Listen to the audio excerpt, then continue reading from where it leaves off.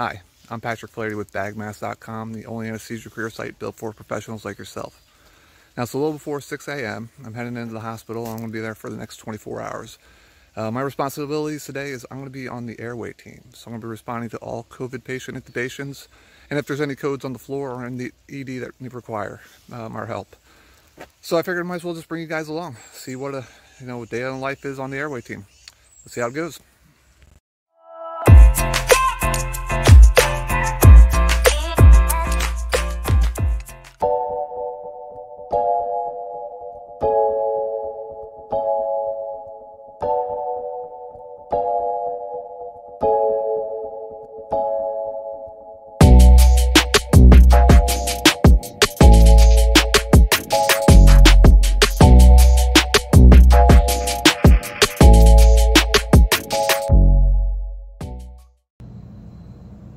So I just got the handoff from the airway team from last night. They just passed over the glide scope and the airway bag.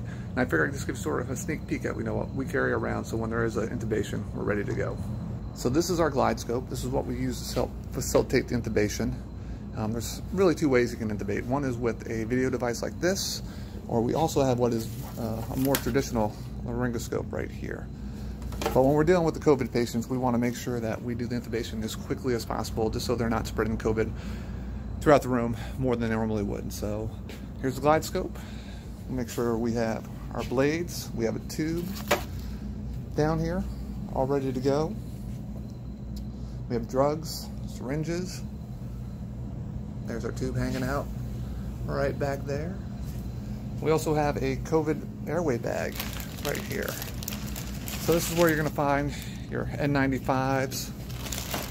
We have a face shield in there. There's gowns. You flip it on over. We have, make this easier for you to see. We sort of have a checklist of what we're supposed to be doing, so we're always being safe. We do this in a team manner also. That way you have somebody looking out for you. So we carry one of these bags with the glide scope. That's a little handy dandy carrier there. The other thing that I'll keep with me is our airway bag. Just taking a peek in here. See, we have another COVID bag, a backup, and then we have drugs that we need, a whole bunch of different ET tube sizes and different airway devices that we could possibly need. We have filters in there. That's to help prevent COVID from spreading all over the place. So I'll keep this bag and this glide scope handy with me for the next 24 hours. They'll be my buddies, my walking partners. And anytime that we do an intubation, I always will make sure to clean everything up and replace anything that we need. So there's our glide scope. Okay, so it's now after 1 o'clock, so about a quarter of the way through my 24-hour airway call. And I just want to sort of talk about what it means to be on the airway team. And up to this point in time, we haven't had any calls, and that's a great thing. I mean, that means our patients don't need us right now. They're doing well breathing on their own.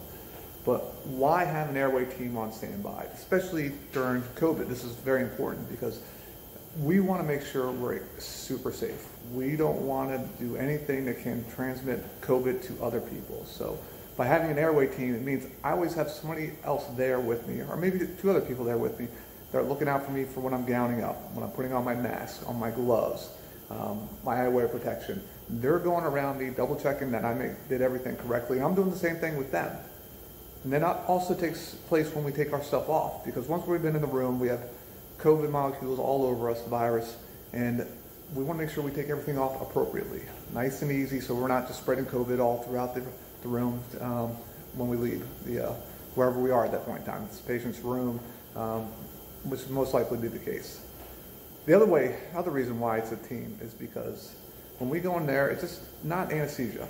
We have normal respiratory in there and a nurse. And we always want to make sure that we know what we're doing together. What I mean by that is we'll actually, before we go in, we'll talk about our different roles. This is what I'm going to do when I'm going in the room. This is what you're going to do. We talk all this through before we even do anything, because we want to get in and out there and just be very efficient with everything. It's all about doing a first pass intubation. What I mean by that is by getting the endotracheal tube between the cords of the patient, putting up the cup, and hooking them up to the ventilator. The first time. We don't want to be in there mucking around trying to get the tube in. So by doing this team effort, defining each other's roles helps, allow this to happen. So we'll see what happens on. We got another, like I said, 6 hours into this. Got a little bit more to go. Hopefully it stays quiet, but I'll keep you guys updated. So we just finished our first call. It was going to be actually a tube exchange, and what we originally called for was that they tried to pass suction down into the patient's CT tube. He's been intubated for the past 6-7 days, and they're just unable to advance the suction. They had this problem with him a week earlier and required a tube exchange, so we went on up there to sort of troubleshoot it. So we came up with two options. One was to go in with the tube exchanger, just take the ET tube off, put another one back in, be done with it, with the idea of having the glide scope ready in case we had to do a DL with that. When advancing our tube exchanger, we met the same resistance. So we came out with it very quickly, put the glide scope on in, and noticed right away that the tube had advanced back out past the vocal cord. So what it was the balloon was sitting above the vocal cords at that point in time. It was just huge. Who knows how much air they'd actually put in there. It was enormous when we pulled the tube out. But once we figured that out, we pulled the old tube out. There was a bunch of gunk in there. We inserted the next tube, no problem. I was able to keep the saturations up. He dropped a little bit during the intubation, but to be expected. But overall, very successful. That's the first one of the day. It is now 5:45. We'll see what the rest of the evening brings. It is about 9:20 at night. I'm going to start getting ready to go to bed. I always like to try to go to bed a little bit early just in case something does pop off in the middle of the night. I'm not too tired, so we'll see what happens. But up to this point, we're still just one case done so far with that tube exchange. Hopefully the rest of the night is quiet, which, like I said before, it means our patients are doing well. So hopefully next time I'm talking to you is in the morning. Have a good night. See you soon. It's now 7 a.m. Sunday morning. I just finished my 24-hour call. Last night we didn't receive any phone calls. And that's just the nature of being on the airway team. Sometimes it's busy, sometimes it's slow. But the whole idea is that we're here, we're ready for when the patients need us. So I hope you enjoyed our past 24 hours. Not very exciting, which is okay, but at least gives you an idea what it's like to be on the Anesthesia Airway team. Thanks for joining me, and take care.